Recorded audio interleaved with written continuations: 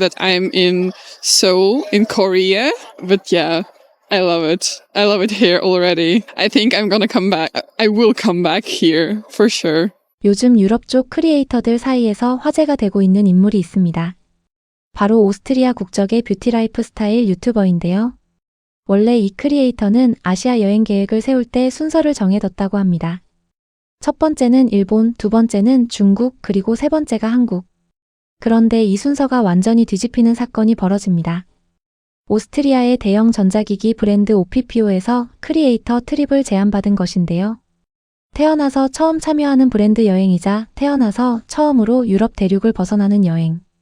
그리고 그 목적지가 다름 아닌 대한민국이었습니다. 한국이라는 나라 이름조차 제대로 발음하지 못해 웃음을 터뜨리는 그녀. 심지어 5년 안에도 계획에 없던 나라였다고 솔직하게 고백하는데요. 이렇게 즉흥적으로 떠나게 된 여행이 그녀의 인생에 얼마나 깊은 인상을 남길지 이때까지만 해도 그녀는 전혀 예상하지 못했을 겁니다. 여행은 시작부터 순탄치 않았습니다. 오스트리아 빈에서 서울로 향하는 직항편이 무려 16시간이나 지연되는 사태가 벌어진 것인데요. 결국 항공사 측에서 두바이를 경유하는 새로운 일정을 마련해줬고 그녀는 예정에도 없던 중동 경유까지 겹치며 사실상 하루가 통째로 이동시간으로 사라지는 강행군을 시작하게 됩니다. 두바이 공항에서 잠시 몸을 풀고 엄마에게 걱정하지 말라는 전화까지 하는 그녀의 모습에서 이 여행이 그녀에게 단순한 관광이 아니라 정말 인생 첫 도전이라는 게 느껴지는데요. 유럽 사람들에게 아시아라는 대륙은 그만큼 멀고 낯선 곳입니다. 실제로 유럽에서 한국까지는 직항으로도 11시간이 넘게 걸리는 먼 거리인데 여기에 경유까지 겹치면 거의 하루가 온전히 비행기와 공항에서 소모되는 셈이죠.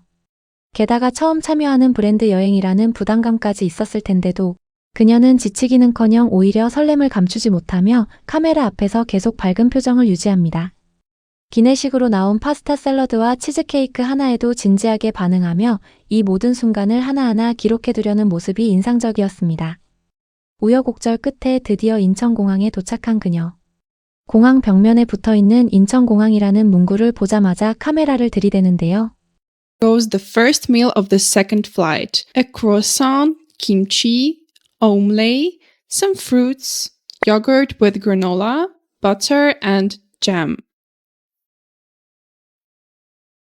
And right after getting some sleep, we had a breakfast. More kimchi, salad, corn bites, bread, crackers, some Gouda cheese, some Dubai-style dessert, and chicken with rice. 사실 인천공항은 외국인들 사이에서 이미 유명한 곳이죠. 공항 내부에 실내 정원이 조성되어 있고 계절마다 다른 꽃과 식물들이 관리되고 있다는 것 자체가 유럽 공항에서는 상상하기 어려운 광경입니다. 유럽의 주요 공항들은 대부분 삭막한 콘크리트와 유리로만 이루어진 경우가 많은데 한국은 공항이라는 공간에서부터 자연을 초대해 놓은 셈이니까요. 그것도 단순한 화분 몇 개가 아니라 마치 작은 정원을 그대로 옮겨놓은 듯한 규모로 말입니다. 프랑크푸르트나 빈 공항처럼 효율성을 극단적으로 추구한 유럽 공항들과 비교하면 이런 여유로운 조경 공간을 마련해뒀다는 것 자체가 얼마나 다른 발상인지 느껴지는 대목입니다. 숙소로 이동한 그녀는 호텔 나루의 여장을 풀고 곧바로 룸투어를 시작합니다. So let me give you a room tour. I'm in love with my room already. So here we start with, of course, some wardrobe, some essentials. That's not interesting. Then we have a big mirror and very tired me. There we have some slippers, some laundry bags, also some slippers for the pool. Here, one more wardrobe. Then we have a bathroom. And honestly, it looks like I'm in a Vogue video. 옷장부터 시작해서 큰 거울, 슬리퍼, 세탁 가방, 수영장용 슬리퍼까지 하나하나 소개하던 그녀는 마치 보그 잡지 화보 속에 들어와 있는 것 같다며 감탄합니다. 헤어드라이어, 작은 욕조, 샤워 시설까지 갖춰진 욕실을 지나 메인룸에 들어서자 그녀의 목소리 톤이 확연히 달라지는데요. 그런데 여기서 그녀가 진짜로 놀란 지점은 화려한 인테리어가 아니었습니다. 침대 옆 테이블에 놓인 작은 메모지와 연필 하나. 별거 아닌 것처럼 보일 수 있지만 그녀에게는 이 작은 배려가 감동으로 다가온 것이죠. 이건 정말 꿈만 같은 순간이라며 방 안의 전망을 보고 한참을 서서 감탄하는 그녀의 모습에서 한국의 호텔들이 얼마나 디테일까지 신경 쓰는지가 자연스럽게 드러납니다. 킹사이즈 침대를 보고는 당장이라도 눕고 싶다면서도 곧이어 미팅이 있어 샤워부터 해야 한다며 아쉬운 표정을 짓는 그녀. 유럽의 호텔들도 물론 고급스러운 곳들이 많지만 이렇게 작은 메모지 한 장, 연필 한 자루까지 세심하게 채워 넣는 문화는 확실히 결이 다르다는 인상을 남깁니다. 짐을 풀고 한숨 돌린 그녀에게 처음 등장한 음식은 다름 아닌 김치였습니다. 태어나서 처음 먹어보는 김치 앞에서 살짝 긴장한 표정을 감추지 못하는데요. 처음엔 낯설다고 하면서도 결국 좋아요를 연발하는 그녀. 사실 서양권 여행자들에게 발효 음식은 꽤 도전적인 소재입니다. 프랑스나 독일에도 사우어크라우트 같은 발효 채소가 있긴 하지만 매콤하면서도 감칠맛 나는 김치의 복합적인 풍미는 또 다른 차원이거든요. 처음엔 어색해도 한 번 맛을 알면 계속 생각난다는 것, 그게 바로 김치의 힘이죠. 그날 밤 그녀는 짧은 미팅을 마치고 다른 크리에이터들도 만났다며 여행 일정표를 받아 들고 앞으로의 계획을 정리하는 모습도 보여줬는데요. 시차 적응이 안 된 채로 새벽 3시와 5시에 깨어났다가 다시 잠들었다고 솔직하게 털어놓으면서도 결국 알람 소리에 7시에 일어났다며 크게 개의치 않는 모습이었습니다. 다음날 아침 눈 뜨자마자 조식부터 감탄하는 그녀는 다양한 옵션에 정말 맛있었다는 소감을 남긴 뒤 본격적인 서울 탐방을 시작합니다. So we already went to Bukchon village. I like how traditional it looks like. We took many photos, like really a lot of photos. And now we are heading to some restaurant with the best traditional chicken soup. It's freezing cold. 첫 방문지는 북촌 한옥마을이었는데요. 전통적인 분위기가 그대로 살아있는 골목길에서 수많은 사진을 찍었다는 그녀. 실제로 사람이 거주하는 주거지역이라 조용히 다녀야 했다는 설명까지 덧붙이는데요.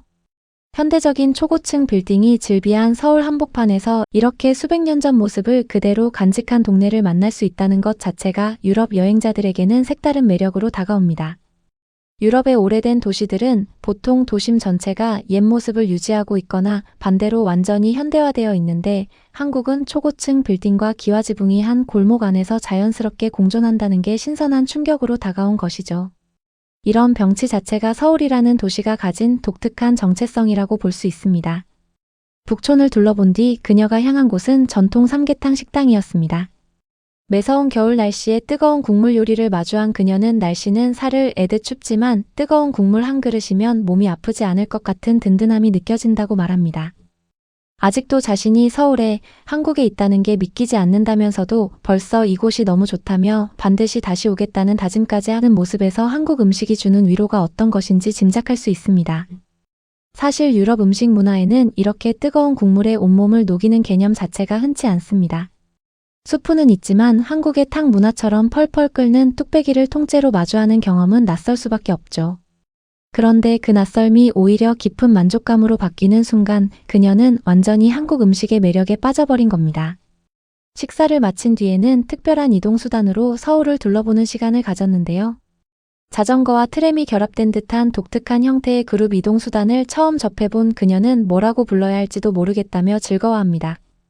하나 둘 셋을 세고 다 같이 소리를 지르며 출발하는 장면에서 여행의 흥이 그대로 전해집니다. 이런 이색 체험이 관광객들에게 자연스럽게 스며들어 있다는 것 자체가 서울이라는 도시가 얼마나 다채로운 즐길 거리를 갖추고 있는지를 보여주는 대목이죠. 이어서 간단한 디저트도 맛보며 다 같이 만족스러운 표정을 지었는데요. 그리고 이어진 쇼핑 타임. 여기서 그녀가 진짜 놀란 부분은 단순히 물건의 종류가 아니었습니다. After a nice ride and a good dessert, we finally got to most exciting part of the day. Shopping in Seoul. Of course, I knew I'm gonna buy lots of things when I was going to Seoul, but shopping here really exceeded all my expectations. From mind-blowing visual concepts of the stores to unbelievably good prices and the friendliest service I ever experienced. Plus many gifts and goodies for almost any purchase you make. If you go to South Korea, be ready to spend, as it's really a pleasure to spend money here. 매장의 비주얼 콘셉트부터 믿을 수 없이 좋은 가격, 그리고 지금까지 경험해본 것 중 가장 친절한 서비스까지. 심지어 거의 모든 구매에 사은품까지 딸려온다는 사실에 완전히 매료된 모습인데요. 한국에 온다면 정말 돈을 쓸 준비를 해야 한다며 여기서 돈을 쓰는 것 자체가 하나의 즐거움이라고 말할 정도입니다. 유럽에서는 쇼핑할 때 직원의 친절함이 오히려 과하면 부담스러울 수 있는 반면 한국의 서비스는 부담스럽지 않으면서도 세심하다는 점에서 완전히 다른 차원의 만족감을 주는 겁니다. 돈 쓰는 게 이렇게 즐거운 나라는 처음이라는 그녀의 말에서 한국의 리테일 문화가 얼마나 섬세하게 설계되어 있는지가 자연스럽게 드러납니다. 하루 일정을 마무리하며 들른 곳은 다름 아닌 편의점. 크리에이터 트립의 고급스러운 일정 속에서도 그녀가 마지막으로 선택한 야식은 소박한 편의점 간식이었습니다. 이름도 제대로 모르는 간식을 먹으며 하루를 마무리하는 그녀의 모습이 오히려 정겹게 느껴지는데요. 24시간 언제든 다양한 먹거리를 골라 먹을 수 있는 한국의 편의점. 문화는 유럽 여행자들에게는 늘 신기한 발견으로 다가옵니다.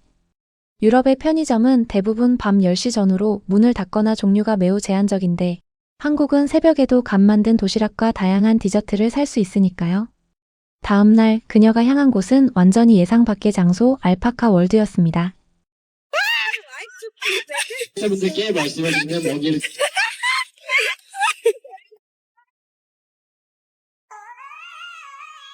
So we are done exploring the alpaca world.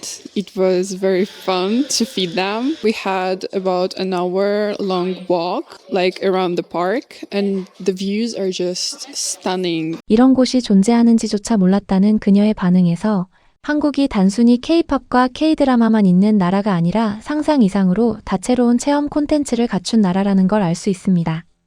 아직도 한국에 있다는 게 믿기지 않지만 에너지가 넘친다며 즐거워하는 그녀.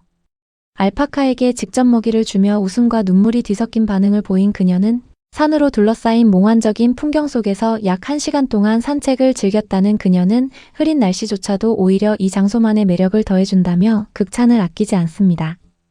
아이가 있거나 동물과 직접 교감해 본 적 없는 사람에게는 특히 추천할 만한 곳이라는 말도 덧붙였는데요. 여동생을 위해 작은 알파카 인형과 파우치를, 친구들을 위해 알록달록한 엽서까지 챙겼다는 그녀는 이 모든 기념품을 합쳐도 약 15유로밖에 되지 않았다며 가격에 다시 한번 놀랍니다. 유럽에서라면 상상하기 힘든 가성비라는 겁니다. 이후 서울로 돌아온 그녀는 예상치 못한 한국인의 친절을 마주하게 됩니다. Here in the cafe, he saw that I'm filming a video and gave me some alpaca bread. So we are going to try that.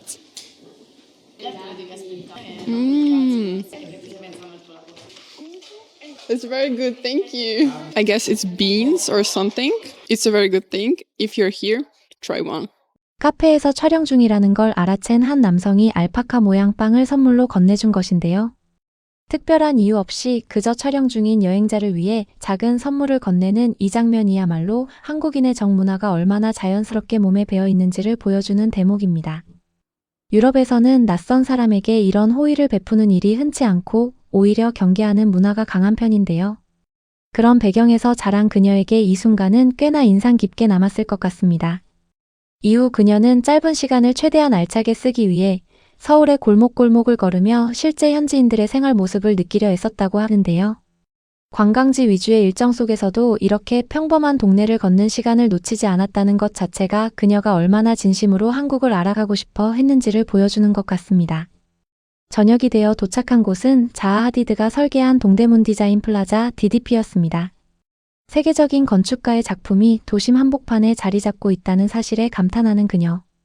곡선으로 이루어진 미래적인 건축물이 주는 압도감은 사진 몇 장으로는 다 담기 어려울 정도였다고 하는데요. 그리고 이어진 광장시장 음식 탐방. 김치만두를 시작으로 떡볶이, 김밥, 전통 꿀타래까지 쉴 새 없이 한국 길거리 음식을 맛보는 그녀의 표정이 볼거리입니다. And first we have a kimchi dumpling. It's really good. It's also really spicy, but it's like a dumpling with kimchi inside. Yeah, but it's very good. I like it. 매콤하면서도 처음 접해보는 조합의 만두 맛에 감탄한 그녀는 이어서 떡볶이를 맛보고는 조금 다른 반응을 보입니다. 기대했던 맛과는 다르지만 그래도 좋다는 솔직한 반응. 이어서 김밥을 먹어본 그녀는 오히려 이쪽이 더 취향에 맞는다며 좋아합니다. 앞서 먹은 떡볶이의 소스가 대추 맛 같아서 자신은 대추를 별로 좋아하지 않는데 김밥은 그런 부담 없이 상큼하게 느껴진다는 나름의 분석까지 내놓는데요. 가장 인상 깊었던 건 전통 꿀타래였습니다. 가느다란 실처럼 뽑아낸 꿀과 그 안에 들어있는 견과류의 조합에 완전히 매료된 표정입니다. 유럽에도 설탕 공예 디저트는 있지만 이렇게 손으로 직접 만드는 과정 자체를 눈앞에서 볼 수 있는 건 흔치 않은 경험이었을 겁니다. 이어서 맛본 딸기 우유 디저트에도 달콤함에 감탄하며 원래 단 음식을 즐기지 않는 편인데도 이건 다르다는 반응을 보였습니다. 하루를 마무리하며 숙소로 돌아온 그녀는 몹시 피곤한 기색을 감추지 못합니다. 새벽 5시 반에 일어난 탓인지 아니면 아직 남아있는 시차 때문인지 그것도 아니면 하루 종일 쏟아진 놀라운 경험들 때문인지 모르겠다며 웃는데요.